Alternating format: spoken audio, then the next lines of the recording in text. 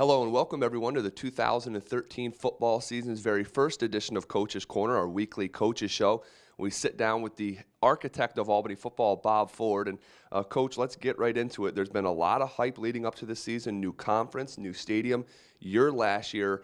How excited are you just to get on the field and start playing some football? Well, you go through 3 weeks of preseason and you work against yourself, and finally you become tired of that. Number one, you don't want to hurt your teammates, and number two, they get tired of facing each other. So it's time for us to start playing football games, and we open up down at Duquesne University this weekend.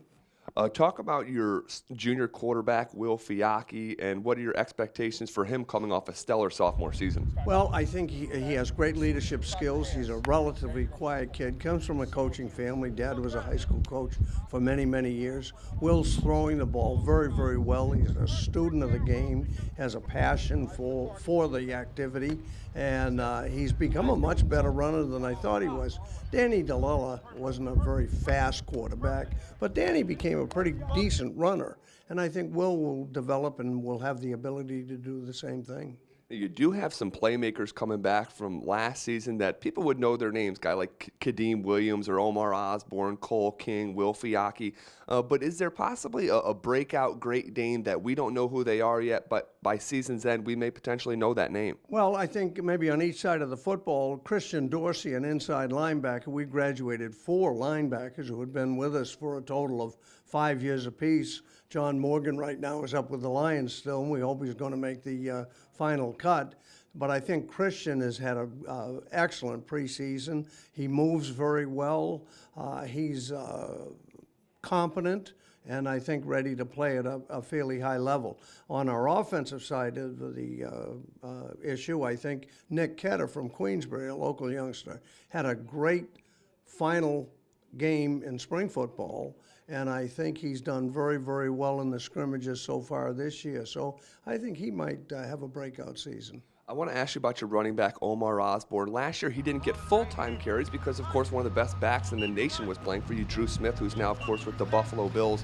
How has Omar Osborne looked to you so far in preseason? Well, he's Mr. Slippery is what he is. He's just very, very graceful, very, very smooth, has a little bit of acceleration to him. Probably the thing that he does the very, very best is catch screen passes and then be able to weave his way through traffic. But he's much bigger this year than he was last year. I think he's a lot stronger. He stayed up here all summer with Connor Hughes, our strength coach, and it's really made a difference. Well, of course, Coach, everyone's excited about your CAA opponents, but you can't look past your non-conference schedule. And this Saturday, you go to Pittsburgh and play Duquesne, who's picked right near the top of the NEC. Talk about that Duke team. Well, we've had some great games with them. I think we've only lost to them once, and I think we're 4-1 with them over the period of time we've played. But we have great respect.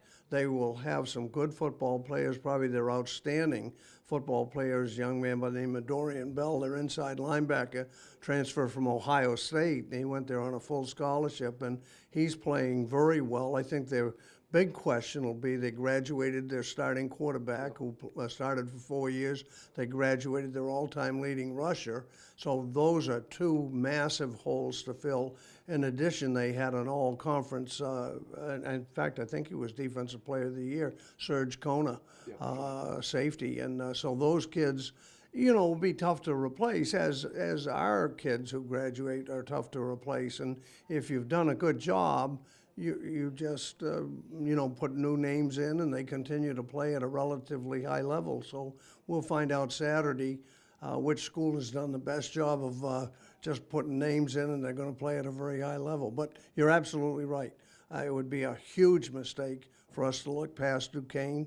It'd be a huge mistake when the next week comes for us to look past Colgate.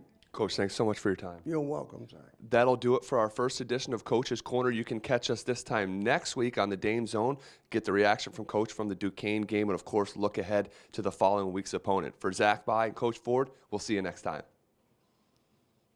Okay. One shot.